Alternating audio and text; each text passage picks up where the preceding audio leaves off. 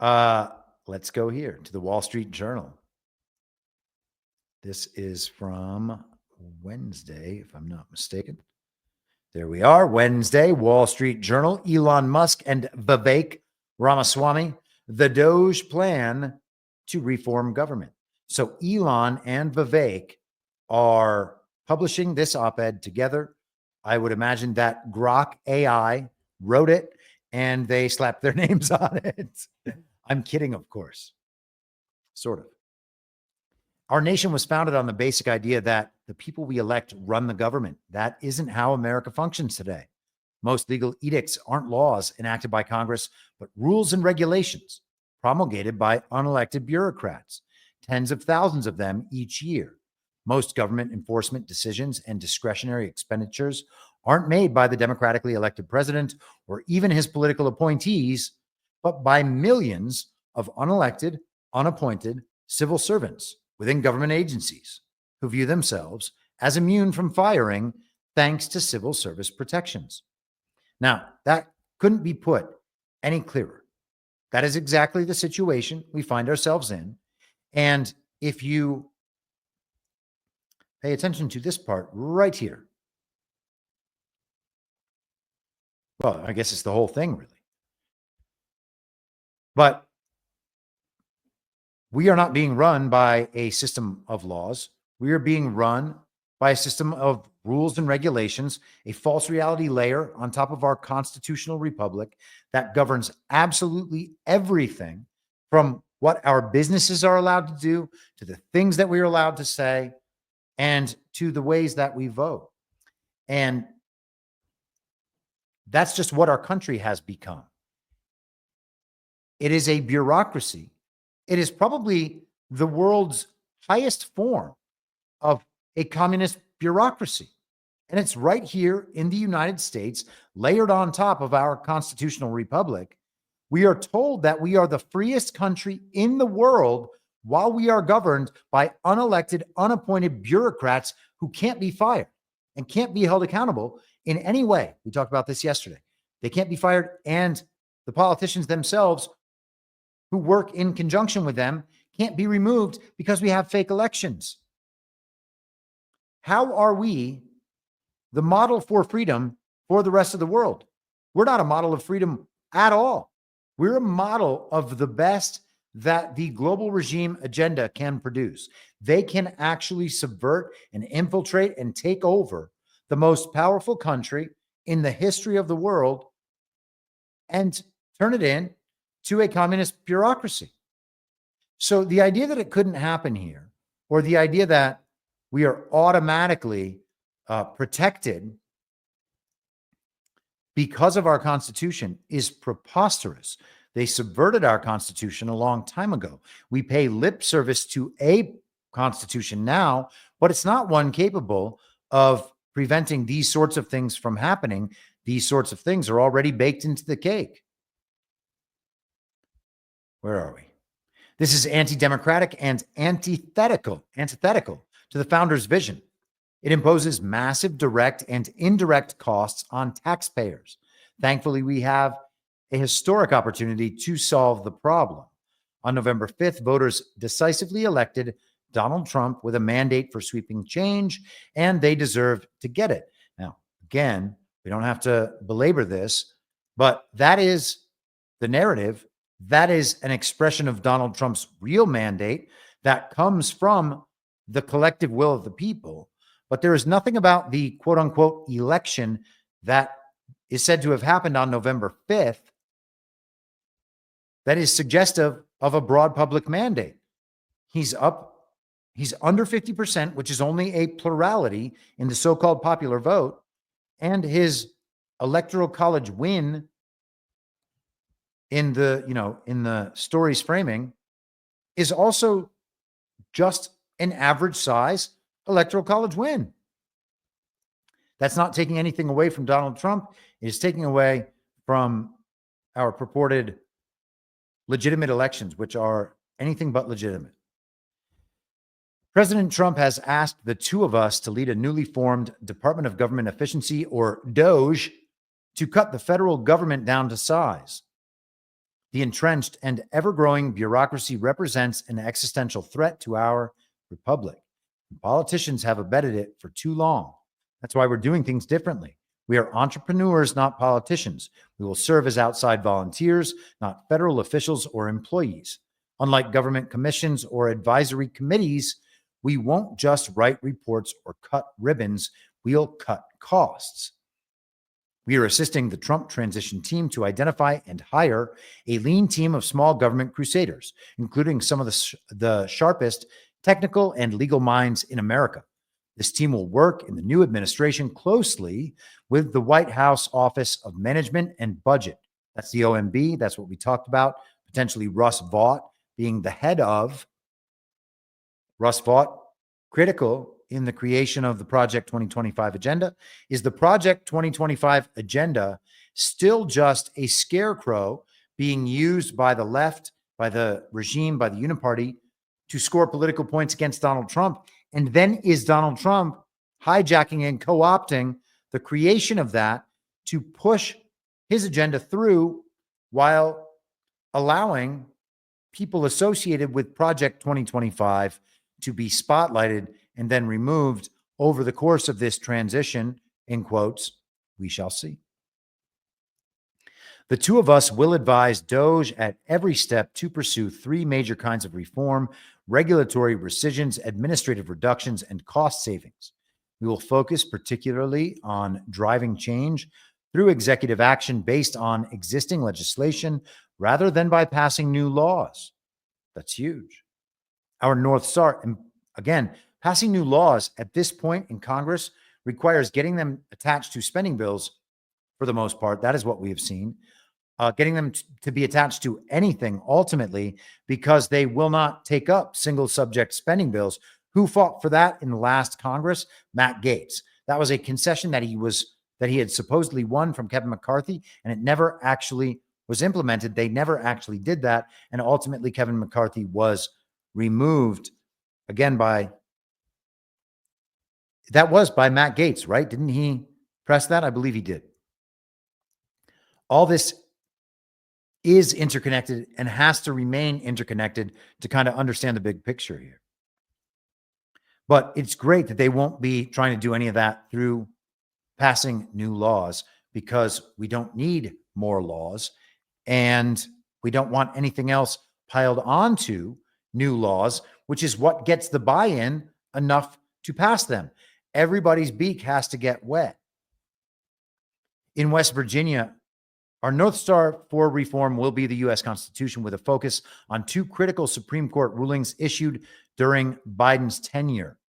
And that, of course, is very important. Hopefully that would be the original Constitution, understood in the original manner, and not this subversion of the Constitution, this false reality layer put on top, inversion of the Constitution, I should say, which is also a subversion. In West Virginia, the EPA in 2022, the justices held that agencies can't impose regulations dealing with major economic or policy questions unless Congress specifically authorizes them to do so. That is wonderful. So all of those need to somehow be stripped away, assuming that they aren't already. In Loper Bright v. Raimundo of 2024, the court overturned the Chevron doctrine. So the first is the major questions doctrine. Then here we have the Chevron doctrine, and held that federal courts should no longer defer to federal agencies' interpretations of the law or their own rulemaking authority. So the federal courts are actually able to judge the regulations and the rules put in place by the agencies in terms of their constitutionality, and not just simply defer to those agencies because they have, or at least are purported to have, been given the authority to create rules and regulations by Congress, which is just the Congress abandoning its own responsibility to be the accountable body passing laws. And if those laws can't be passed, and the people will, without the people holding those representatives accountable and removing them from office, then it is illegitimate from the foundational level. And again, You can't hold them accountable without legitimate elections. Together, these cases suggest that a plethora of current federal regulations exceed the authority Congress has granted under the law and are just blatantly unconstitutional. DOGE will work with legal experts embedded in government agencies aided by advanced technology to apply these rulings to federal regulations enacted by such agencies. DOGE will present this list of regulations to President Trump, who can, by executive action, immediately pause the enforcement of those regulations and initiate the process for review and rescission. This would liberate individuals and businesses from illicit regulations never passed by Congress and stimulate the U.S. economy. So immediately, much of the administrative state could be eliminated in one fell swoop. Their ability to enact and enforce the rules and regulations, well, that's their most critical role. And once that goes away, their purpose goes away. It also frees up, who knows how many parts of American society in order to be able to pursue innovation and entrepreneurship and artistic endeavors, and who knows what else, without those rules and regulations constricting their behavior and ultimately providing advantages for people, individuals, entities, companies, NGOs, etc., aligned with the federal government. It's going to change everything. I mean, assuming this stuff goes, it's going to change everything. This is all part of what I call the American Renaissance. And it is a return to the prior form, which we have to recognize as the purpose of all of this. When the president nullifies thousands of such regulations, critics will allege executive overreach. In fact, it will be correcting the executive overreach of thousands of regulations promulgated by administrative fiat that were never authorized by Congress. The president owes lawmaking deference to Congress, not to bureaucrats deep within federal agencies. The use of executive orders to substitute for lawmaking by adding burdensome new rules is a constitutional affront.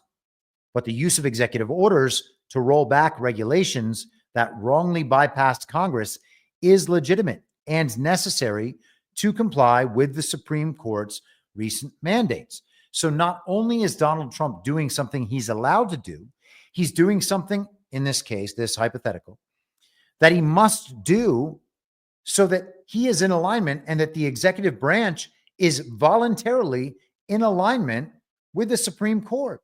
That's how the Constitution is supposed to work. That's how the checks and balances of the system are supposed to work.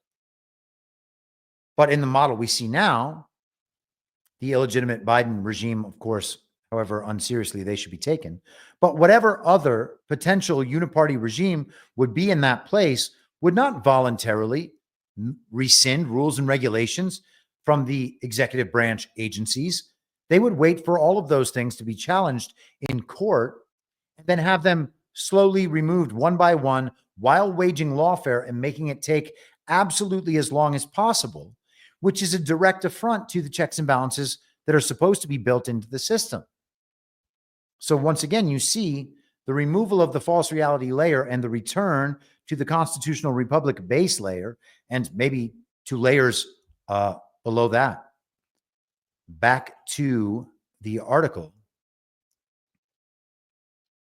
After those regulations are fully rescinded, a future president couldn't simply flip the switch and revive them, but would instead have to ask Congress to do so.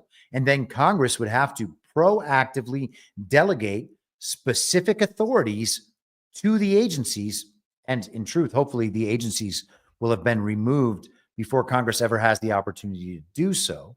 So Congress would once again have to stand up and delegate their authority to newly created executive branch agencies that would then have to promulgate these rules under oversight by the Supreme Court and the precedent set in these decisions that make sure the Congress is doing its constitutional duty in actually legislating rather than delegating those authorities to unelected, unaccountable executive branch agencies. A drastic reduction in federal regulations provides sound industrial logic for mass headcount reductions across the federal bureaucracy.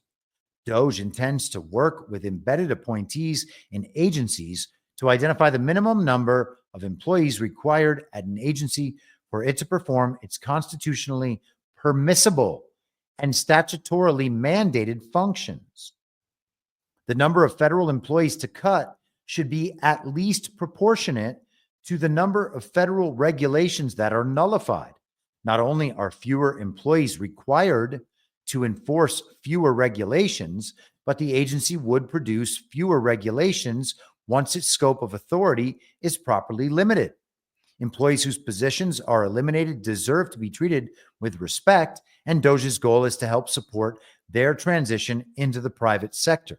The president can use existing laws to give them incentives for early retirement and to make voluntary severance payments to facilitate a graceful exit. And that would be wonderful. And, again,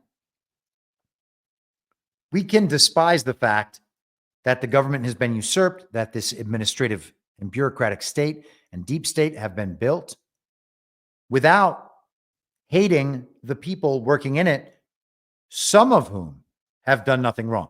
There are a great many who have done things wrong, and those people should be held accountable, and we do not need to feel the same sympathy for them, but that is not all 2 million of these people. So to move them into the private sector, it's probably going to be great for innovation. There will be people with certain experience who can move into the private sector and be good advisors rather than the sort of plants that move back and forth between government and the private sector to ease the complicity and collusion on both ends. We don't want that. But people moving to the private sector and innovating and creating new businesses that actually serve a purpose in the market and have value in the market and value in the country, all that's wonderful. We should want those people to have some sort of smooth transition so that they can be helpful to the project of the American Renaissance. We don't want to just cut everybody off and send not only these people and their lives and their families and whatever into a tailspin, but all of a sudden people lose their homes. That sends the real estate market into a tailspin. They lose their buying power, which sends other markets into a tailspin. There's got to be some sort of, what would you call it? A smooth landing, and this is what we have to do. I mean, so much of the work has been done, but ultimately we got to stick the landing. And that includes Donald Trump as well. Conventional wisdom holds that statutory civil service protections stop the president or even his political appointees from firing federal workers. The purpose of these protections is to protect employees from political retaliation. But the statute allows for reductions in force that don't target specific employees. The truth is, the statute should not matter and ultimately will not matter. The statute further empowers the president to prescribe rules governing the competitive service. And I'm saying that, of course, because the statutes, when they conflict with the Constitution, are null and void, and the president should have the power to eliminate from the executive branch anyone he wants for whatever reason. Elon and Vivek write, that power is broad.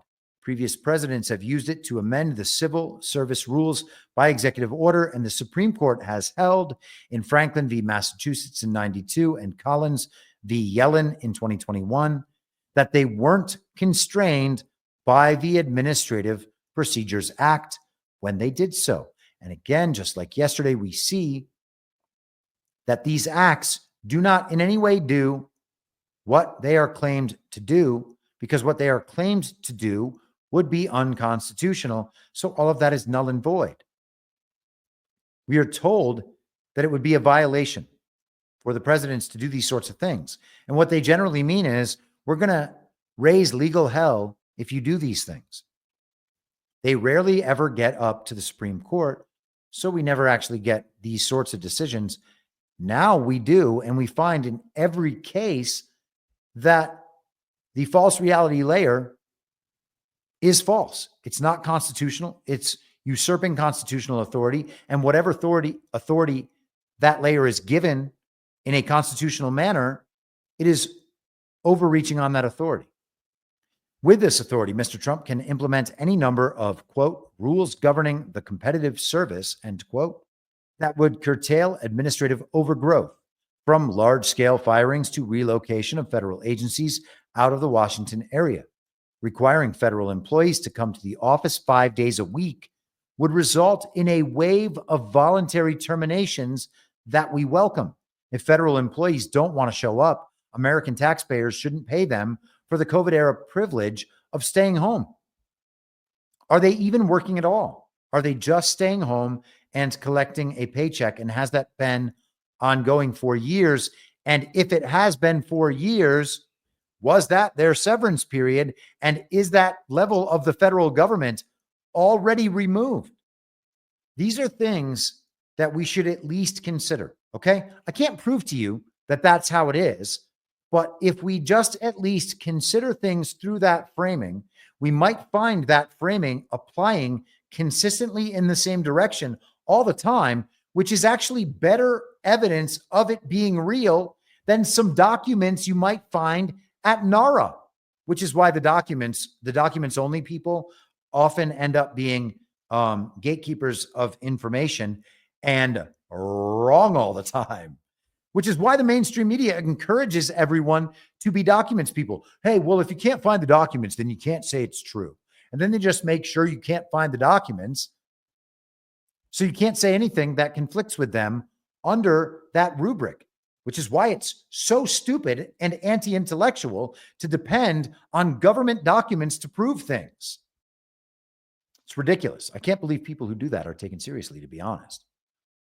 It's an absurd standard of epistemology. It's an absurd standard of evidence. And it's one that we are told actually represents a legitimate standard of epistemology and evidence in the courtroom. Well, hey, our courts are also unconstitutional and run on the wrong bases for things exactly like that. And it has been to everyone's detriment that a court standard for proof beyond a reasonable doubt and proof constituting government documents is actually a desirable thing. Proof beyond a reasonable doubt in a criminal procedure, that's great. In fact, we should be even more stringent about what proof represents in those cases and eliminate things like DNA, for instance. But gosh, man, proof for evidence that something is true or false in a situation where it is going to be always in the eye of the beholder based on certain epistemological problems. Gosh, man,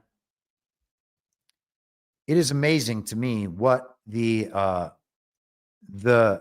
sleeping brain that believes it's awakened still accepts from that period of sleep. These styles of gaining information and forming beliefs are totally obsolete. Not that they ever should have been taken seriously in the first place. They were just things that were inculcated into all of us, including me at one time. Okay. There's still things that we have to move away from. A Rumble rant from Steph Asia, $20. Thanks for the live stream, Chris. Thanks to you, Steph Asia, and to everyone else who is hanging out. And this is kind of cool, honestly. There's, I guess, 460 people hanging out on Rumble, something like that. And a few hanging out on YouTube, though I've never used YouTube till about 2 weeks ago. So the fact that it is there at all is very cool. Finally, we are focused on, and I'm not saying that YouTube is cool. It's just like, you know, if there are people watching over there and we're finding them over there rather than on Telegram, rather than on Truth Social, rather than on Rumble, cool. You know, people are like, YouTube is the devil. Okay, well, that's true. Twitter is still a censored platform, but no one seems to be mad at Twitter because God King Elon has bestowed some portion of free speech back to us, and we, groveling on our knees, glorify him for that act, which he probably had very little to do with, But again, I like Elon Musk. He's a wonderful face for all of this. I am thankful for what he's doing, but we don't need to go too far. Finally, we are focused on delivering cost savings for taxpayers. Skeptics question how much federal spending DOGE can tame through executive action alone. They point to the 1974 Impoundment Control Act, which stops the president from ceasing expenditures authorized by Congress. Mr. Trump has previously suggested this statute is unconstitutional. And we believe the current Supreme Court would likely side with him on this question. And again, they're exactly right about that. And Donald Trump has said he's going to be doing this. And Donald Trump, there's good reason to believe, has probably already done this, or will write it in executive order on day one, which will be the public display of him having done that. And immediately it will be in effect. So all of a sudden, all the spending that Congress has passed over these past couple of years will be gone, and has passed in the more distant past as well. So what has the Congress done during this pause period, during this hidden Trump term where Trump is off stage despite having obviously won the 2020 election? What has the Congress done besides pass nonsense laws that don't really have any legitimate enforcement mechanism? There's no way to keep them around. All they've done is spread regime fiat currency to regime affiliated entities, whether they are the proxy states, whether they are NGOs, whether they are regime linked corporations. What happens when that spending is no longer there? What happens to all those organizations depending on the continuance of those fiat dollars flowing inward? Now, will those organizations privatize themselves and continue receiving fiat regime currency and philanthropist donations and the rest of it? Yeah, they probably will. And that currency eventually will be brought back under a more stable form at some point, hopefully pinned to Bitcoin. It seems like that's where we're going. At that point, that regime fiat that they'll be sending around won't really be worth anything. And it will be pretty clear that the people benefiting from that will be criminals working to subvert the legitimate constitutional republic and its representative in Donald Trump. So again, all of this is going to look like drainage. It will have various cover stories. It seems particularly the whole DOGE thing. This is a cover story and a public disclosure of the dismantling of the false reality layer of our constitutional republic. That is what it's going to be. Okay. And we're going to be told stories about what it is so that people who aren't familiar with this concept and who would think all of this would be Trump as dictator will have an understanding of what's going on. It's not Trump being a dictator. This is the country being restored to its constitutional foundation. Okay. We're removing the false reality layer and returning to the reality prime constitutional republic layer. Where are we here? After the Impoundment Control Act, which Donald Trump will definitely already be using.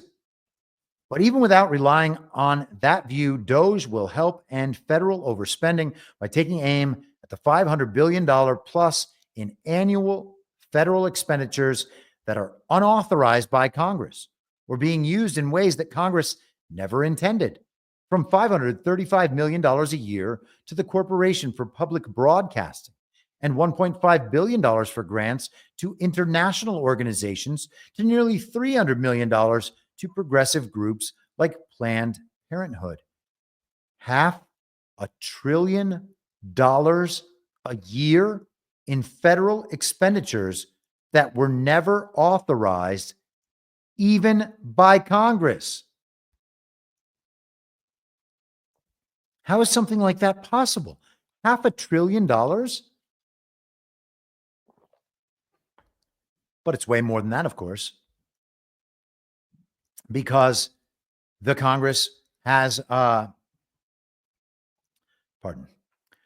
because the Congress is not spending through any of these agencies and through much of this foreign aid in ways that are constitutional in the first place. This stuff is going to have to be removed. Donald Trump, I believe, will remove it or has already removed it.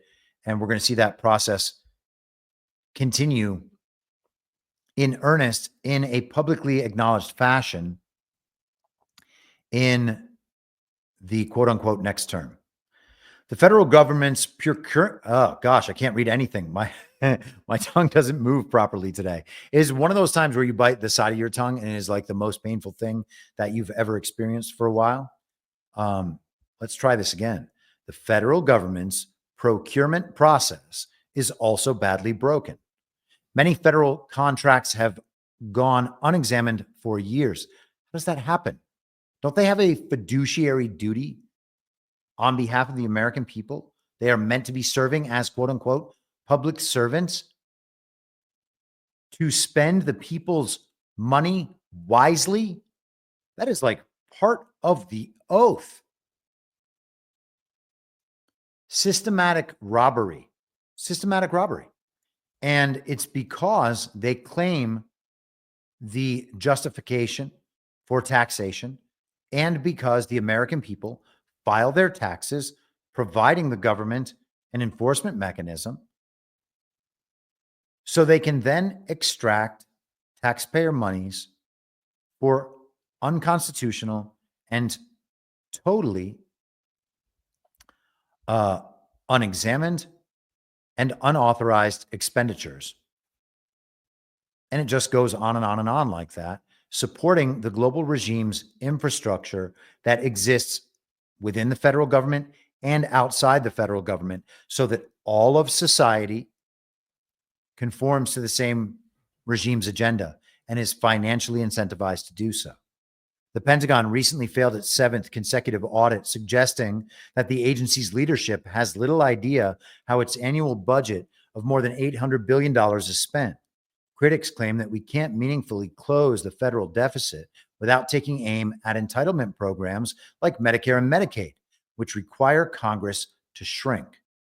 But this deflects attention from the sheer magnitude of waste, fraud, and abuse that nearly all taxpayers wish to end, and that DOGE aims to address by identifying pinpoint executive actions that would result in immediate savings for taxpayers. With a decisive electoral mandate and a 6-3 conservative majority on the Supreme Court, DOGE has a historic opportunity for structural reductions in the federal government. We are prepared for the onslaught from entrenched interests in Washington. We expect to prevail. Now is the moment for decisive action. Our top goal for DOGE is to eliminate the need for its existence by July 4th, 2026, the expiration date we have set for our project.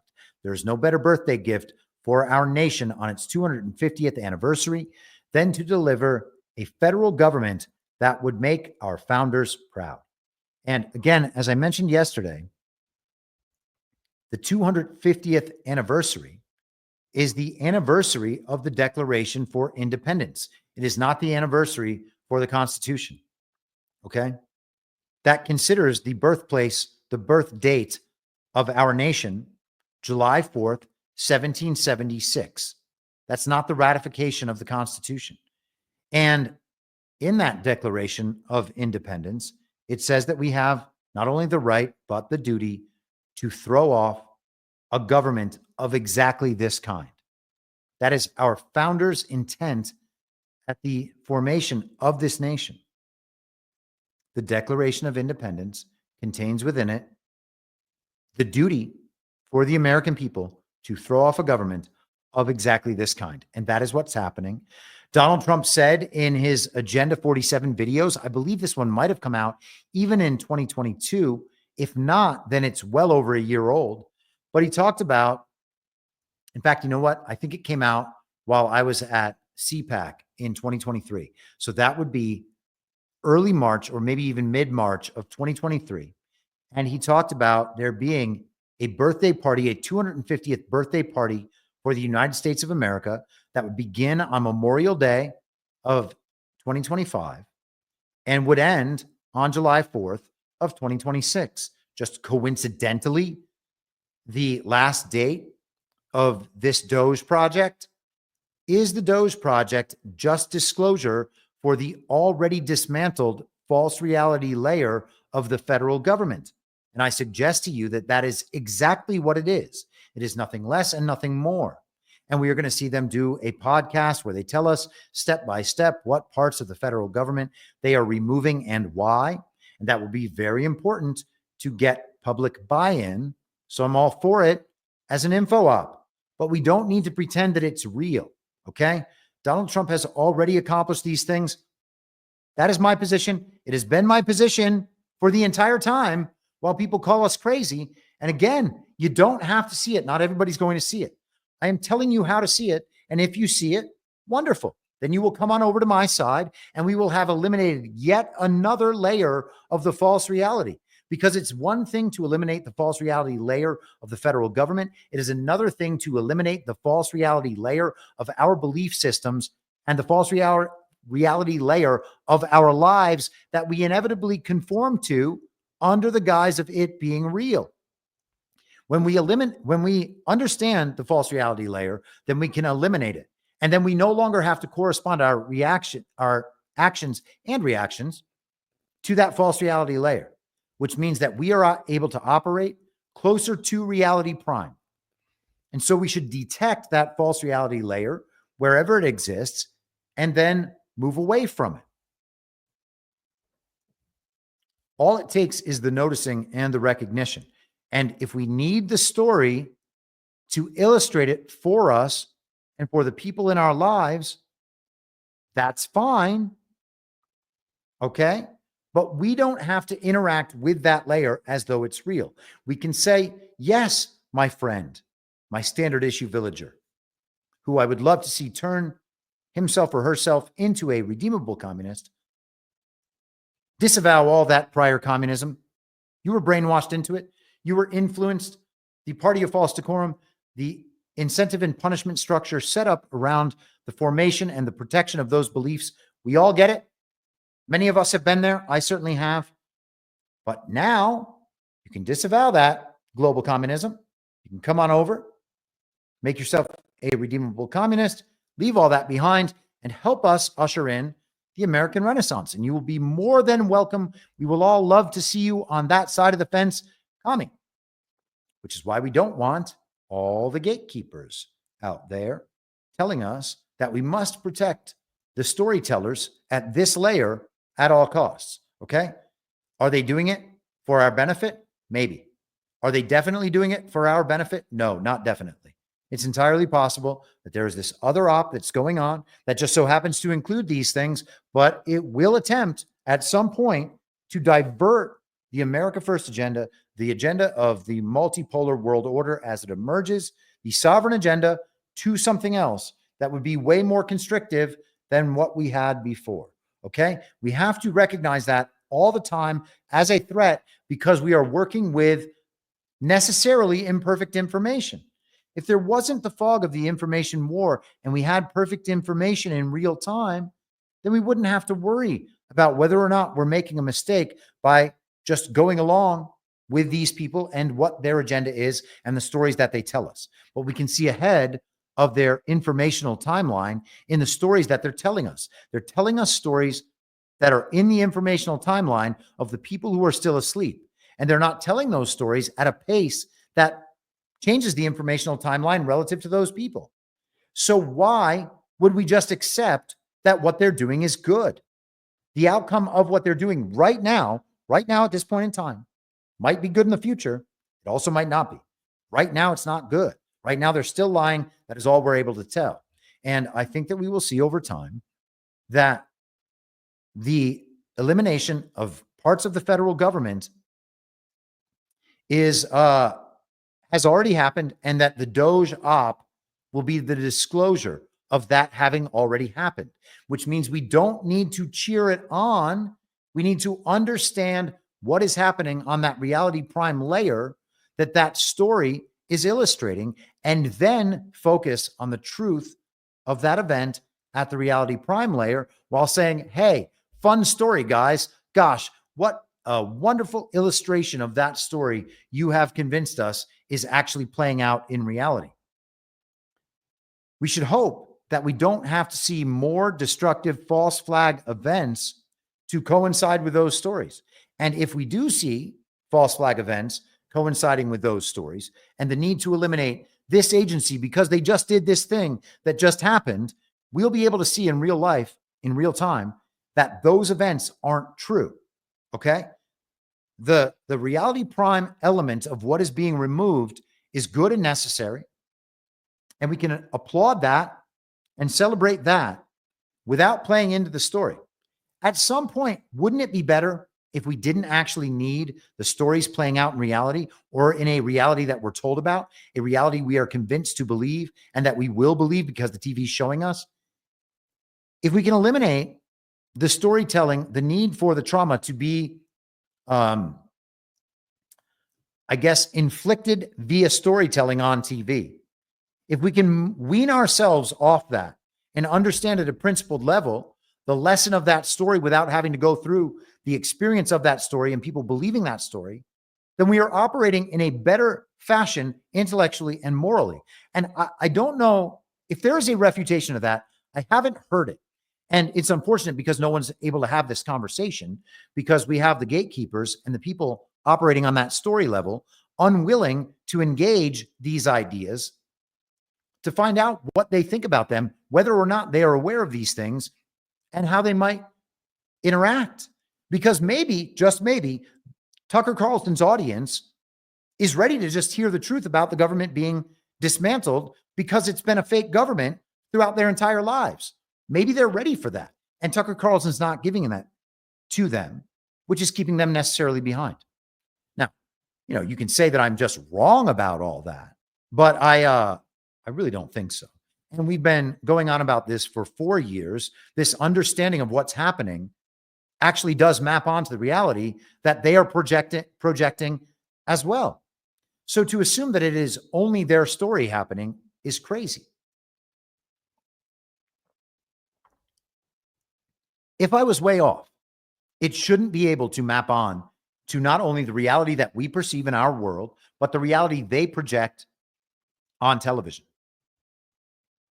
And I would argue that it gives a better explanation for what we are seeing in the world and what we are seeing on television than the explanation from television. Because the television explanation might make sense for an individual issue, but it doesn't make sense overall. It is totally incoherent overall. And they can't actually explain many important elements of their own story, which is why you're a conspiracy theorist if you ask.